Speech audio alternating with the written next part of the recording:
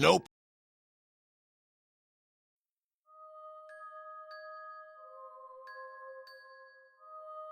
This actually happened to me back when I was in high school. I was working nights and weekends as a babysitter for some families my parents and I were close with. It was a great gig for someone too young to get a real job. Free food, a lot of time to get schoolwork done, and the pay was always more than fair. It also helped that the kids I watched were very well behaved. None of them gave me any trouble, except, of course, for what you're about to hear. One of my more reliable clients had referred me to a new family. They told me that the kids were sweet and the pay would be even sweeter, so naturally I accepted the opportunity. When I pulled up to the arena house, I couldn't help but feel impressed. It was huge, more of a mansion than a house. I guess the pay would be good after all. The arenas let me inside and introductions were made. "Kids, the new sitter is here. Come down and say hi," shouted Mr. Arena. The children ran down the long flight of steps and stopped at the final foot, staring bashfully at my unfamiliar face. There were two of them, Kat, who looked to be about 11, and her younger brother Dino, who was about 8. I waved at them and introduced myself. As one would expect, they were a bit reserved in the start, but polite nonetheless. Their mother continued, "Now, just so you know, we don't like them playing video games or watching too much TV. They sleep at 9. I'm sure you guys can keep each other entertained until then. We have plenty of toys and board games you guys can all play together." "No problem, ma'am. I'm sure the time will fly by," I assured. We exchanged vital phone numbers, and they were off. I looked back at the kids, who stood quietly with their hands behind their back. "So, why don't we go check out those board games your mom mentioned, huh?" I suggested, crouching down with my hands on my knees. Dino brightened up a bit. "We just got Hungry Hippos," he suggested. "We can play that." I laughed and told him to lead the way. We went up the stairs to the extra bedroom, which appeared to be their playroom. Kat sat in the middle of the brightly colored room while Dino grabbed the cardboard box containing the game. He threw off the lid and fished out the game's components. For those of you who are unfamiliar with the classic pastime known as Hungry Hippos, you should know that the game has 4 stations that allow the separate players to partake in the action. That meant one of the stations had been left open as we began pounding down on our respective hippos, all trying to eat the most little white balls. At this point, Dino and even Kat had both come out of their shells. They laughed vibrantly as they played, taunting each other and cheering loudly. I was glad to finally see both of them smiling. Kat was the victor that first round, and despite actually trying, I came in dead last. The two pointed and laughed at my loss. Playing along, I let my body fall onto my back and shut my eyes, as if I had lost consciousness. All right, you both got me. I'm defeated," I said as I laid there, arms stretched out. My head was tilted towards the bedroom door, and as I slowly began to open my eyes, I saw a small figure standing in the hall, just outside the room. I jolted up, startled, and shot to my feet. As my eyes focused, I noticed it was another small child. Looking around 5 years old, the little girl stood there, arms to her side, looking up at me with big blue eyes that were so sad, I felt my heart breaking at the mere sight of them. Her mouth was in a slight pout, and her skin was rather pale. I was confused, but oddly enough, I didn't feel any fear or unease. Hey there," I stuttered. "What's your name?" "Teresa?" she answered back with a small, fragile voice. I looked at Kat and Dino.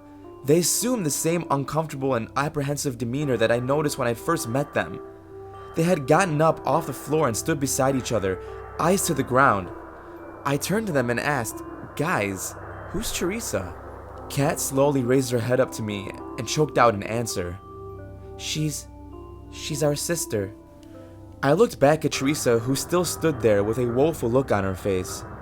I assumed she had been asleep since before I arrived, but still found it strange that neither of the parents thought to mention her presence before they left. Before I can continue my thought process, Teresa took a step before us, and in her dainty voice asked, "Can I play?" I snapped out of whatever state of deep thought I was in, feeling bad for not inviting her right away. "Yes, Teresa, of course you can. Come on in. We have one more hippo just for you, sweetheart." I noticed a small smile appear on her face as she stepped towards the game. She sat down, legs crossed, and looked up at me for further instruction. "Right, now it's a real game, and you guys are going down," I said as I assumed my position on the floor. But I noticed Kat and Dino had not moved an inch. They continued to keep their distance from us and just stood there, staring at me with a distraught look in their eye. "Guys, what's the matter? You don't want to play anymore?" I asked. They both glanced at each other for a few seconds. Without uttering a word, they both came and sat back down around the game. Both of them kept their eyes trained on the plastic hippos, refusing to look at either of us.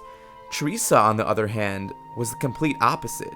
She stared at her siblings, without so much as a blink. The whole thing was a bit unsettling to witness, so to break the tension, I started the game with a sudden, "Go!" I pounded my hippo and Teresa did the same, mimicking my actions. It looked to be her first time playing, but she was getting the hang of it. Cat and Dino barely tapped their pieces, so naturally I was winning. But I eased up to allow Teresa to take the lead. This worked, and she ended up collecting the most balls in her tray. "Alright, Teresa, you won!" I cheered, raising up my hand, prompting a high five. She smiled and stared at my palm in confusion. Did this girl really never give a high five before? I chuckled and said, "You slapped my hand with your hand. Come on, don't leave me hanging." With this, Teresa gave me a sloppy slap to the side of my hand before recoiling back and giggling. I laughed and kept my hand out. I guess that works. I noticed Kat and Dino were holding back a smile at the sight of their sister botching the high five. I turned to them with my hand still stretched out. "Alright guys, show her how it's done. Give me your best shot." Dino looked up at me for a second, then drew his arm back and gave me the biggest high five he can muster. I shook my hand furiously, pretending he had hurt me. "Ouch! Yeah, now that's a high five. Kat, what have you got?" I stuck my hand out to her, but she hesitated.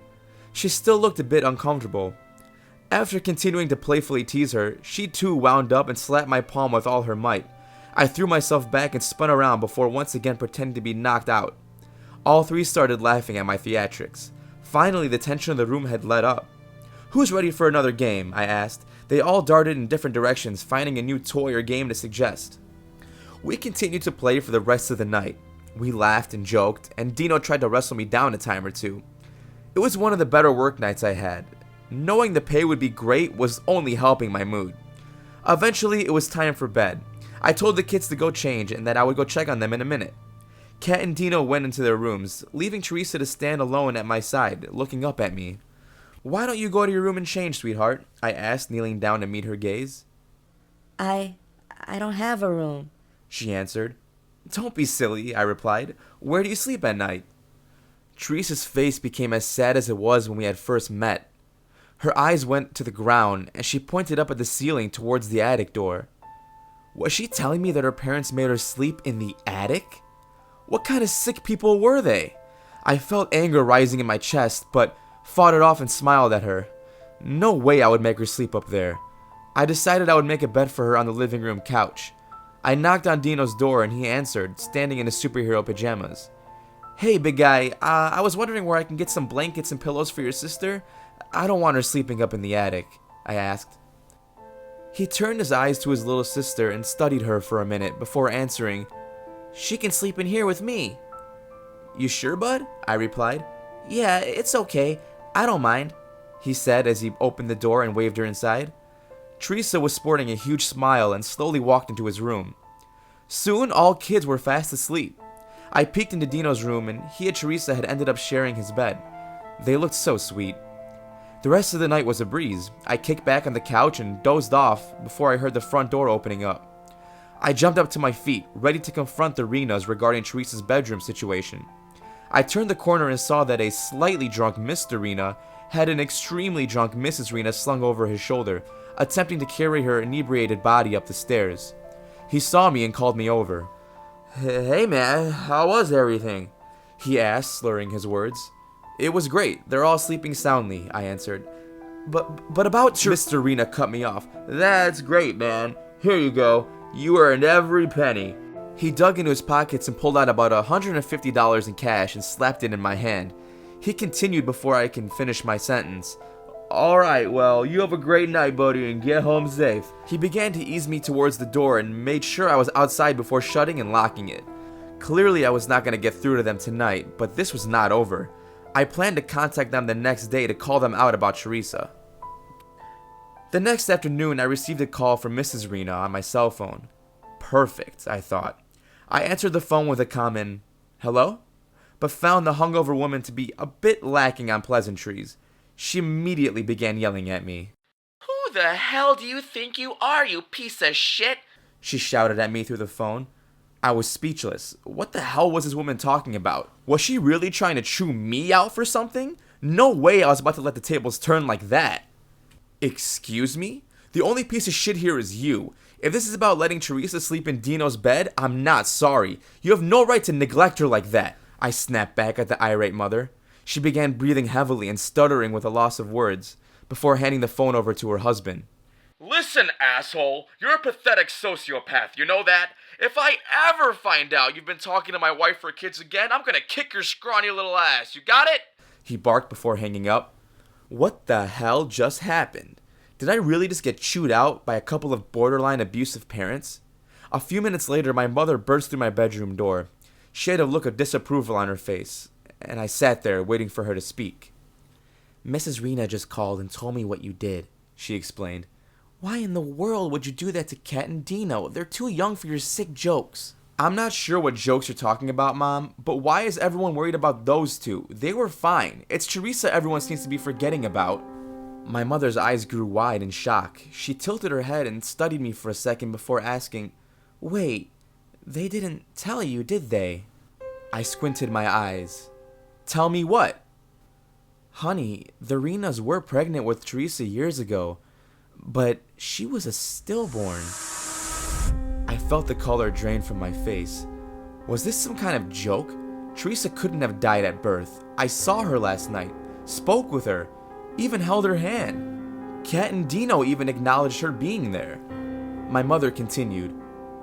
They had already purchased all her things, new clothes, toys, even a brand new crib. They were so heartbroken from the loss that they never planned to have more children, but couldn't allow themselves to throw away all of Teresa's things. I swallowed hard, letting the information sink in. What did they end up doing with all her stuff? My mother thought for a second. If I remember correctly, I believe they stored them in the attic.